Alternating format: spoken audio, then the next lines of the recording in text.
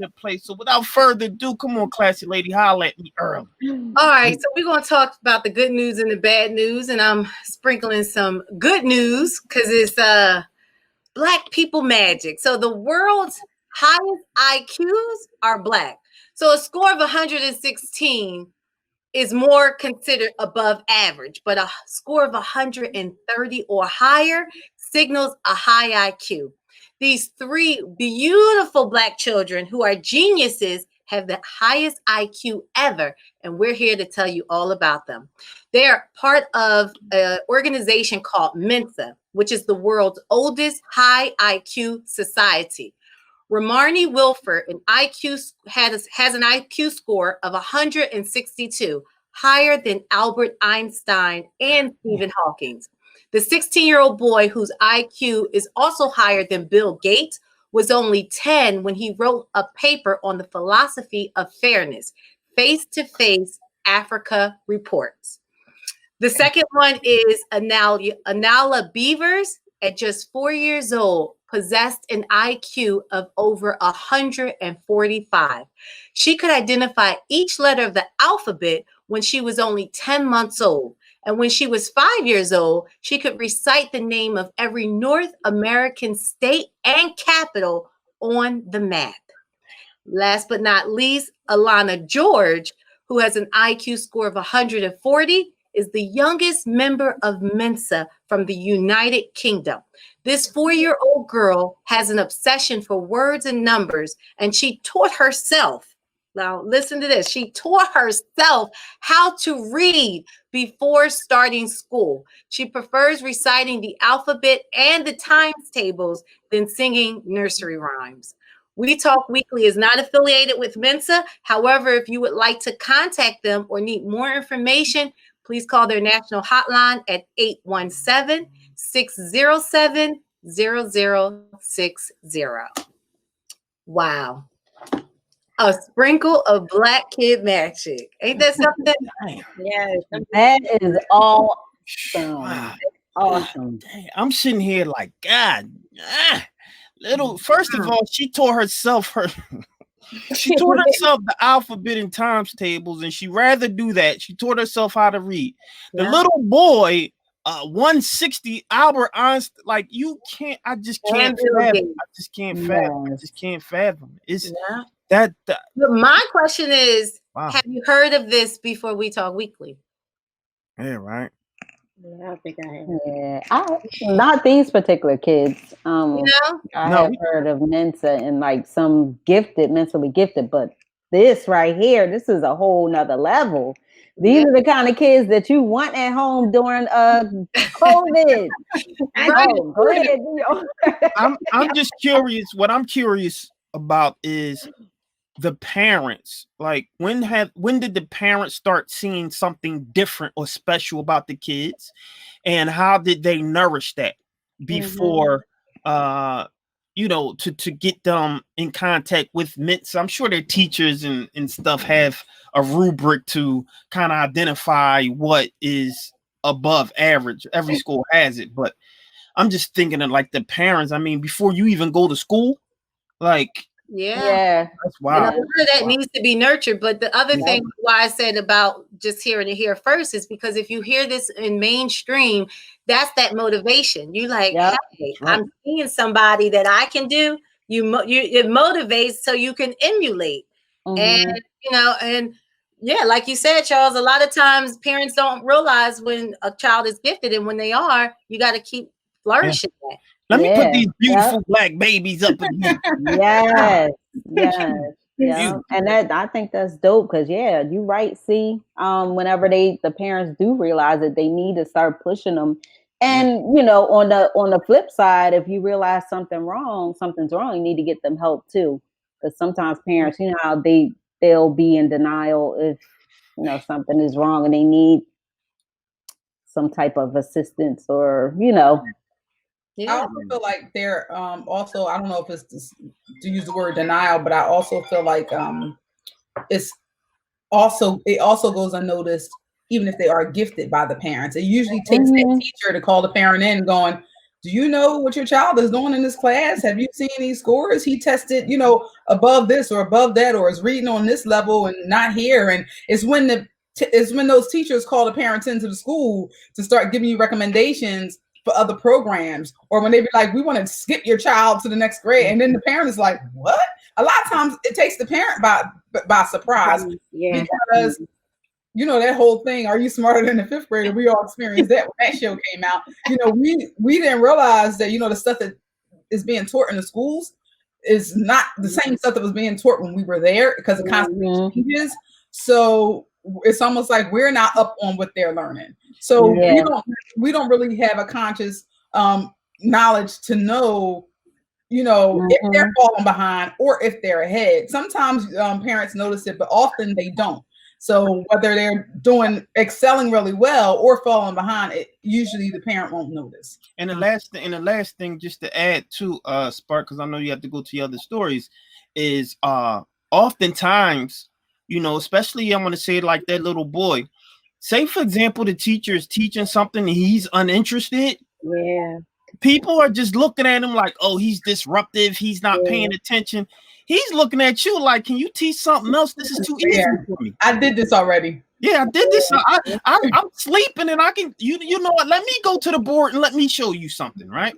And so that's something that, you know, you have to be able to identify when a child is just advanced, or you're teaching something that he's just not interested in. That doesn't mean that he's stupid. Doesn't mean that he has ADHD, you know, because they'll label us with that really fast. Yeah. You know, it just means that maybe he's thinking differently or learning differently. So that's just something to look at. All right, go ahead. Yeah. Lady S. Dot. Yeah.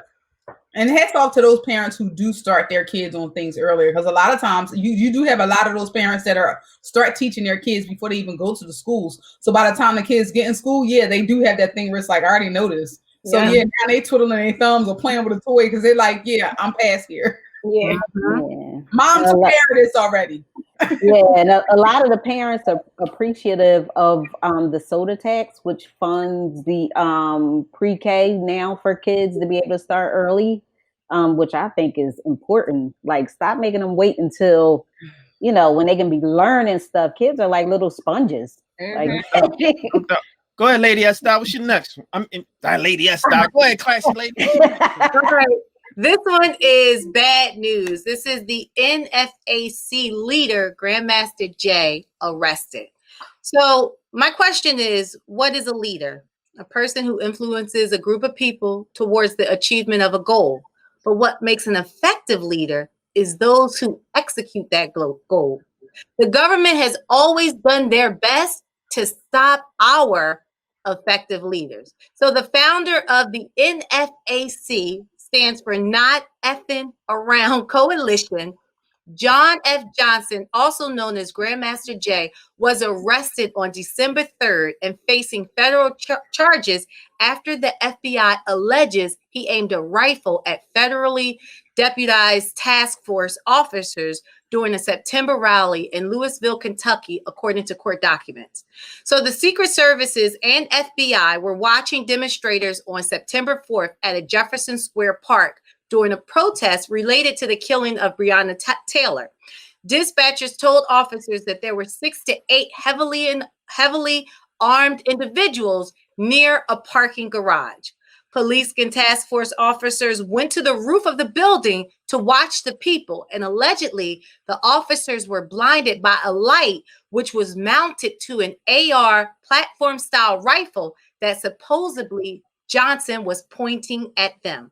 So apparently officers recognized Johnson due to seeing him earlier that day and in previous videos he posted on social media. Johnson, who is 57 years old, can face up to 20 years in federal prison. So here are a few leaders who were not arrested, but assassinated due to their effective leadership. According to News One, the top 5 assassinations of Black leaders are: number 5, civil rights activist Medgar Evers, assassinated by Byron D. Beckwith, a member of the White Citizens Council.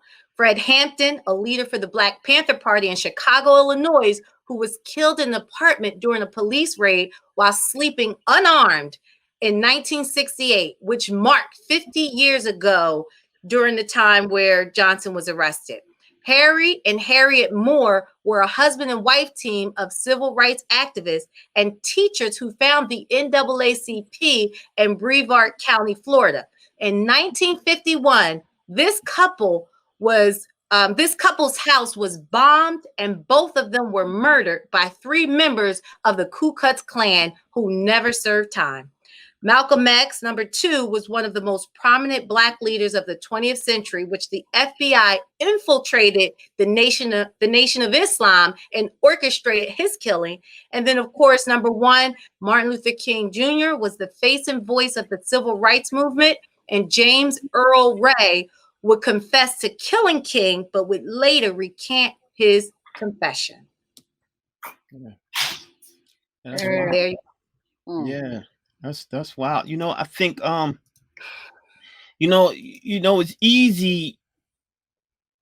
it's easy to point a finger, and when you're in a position of power and you have people that backs you because you have a position of power, it's easy for someone to point the finger at you and say they did this, and everybody's going to say like, yeah, they did this. So if like I know, one thing that that guy, the gentleman that you mentioned, the founder, every time they would get ready to line up in protest, the one thing he would tell all of them is, don't point your gun at no one. Don't point at no one unless you're ready to shoot. Or if someone points a gun at them, then you have the right to take out your gun and kill them. He's been quoted as saying this.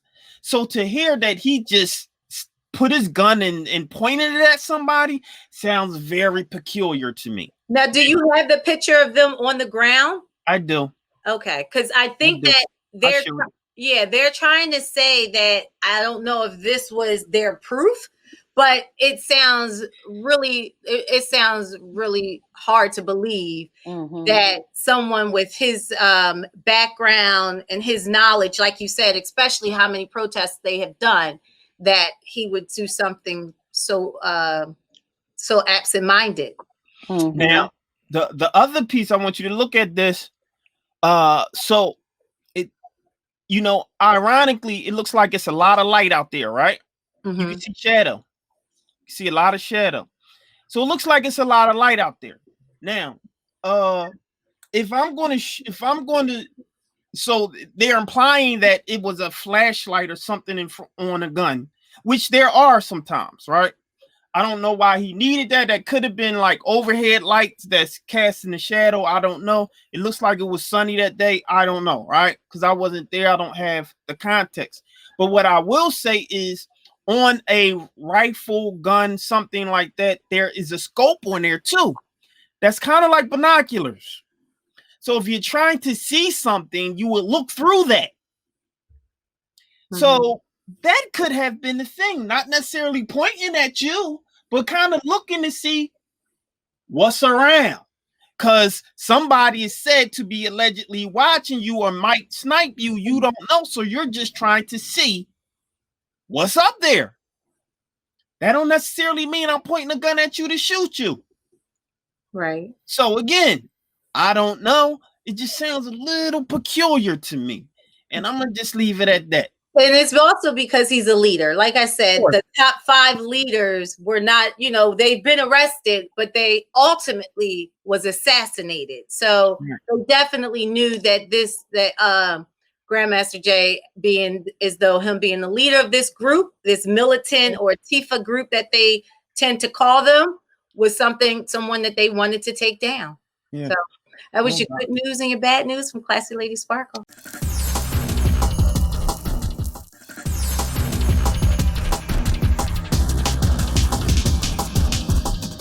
Hey, what's up, you guys? It's your girl Lauren Lauren Sizzle. And Classy Lady Sparkle. And have you subscribed to our channel yet? If the answer is no, you need to subscribe now. Yeah, so stop what you're doing. Go right now and subscribe. We like you. You like us. So go ahead and subscribe. Come on over. Be a part of the family of We Talk Weekly and subscribe to our YouTube channel. So what are you waiting for? Subscribe now.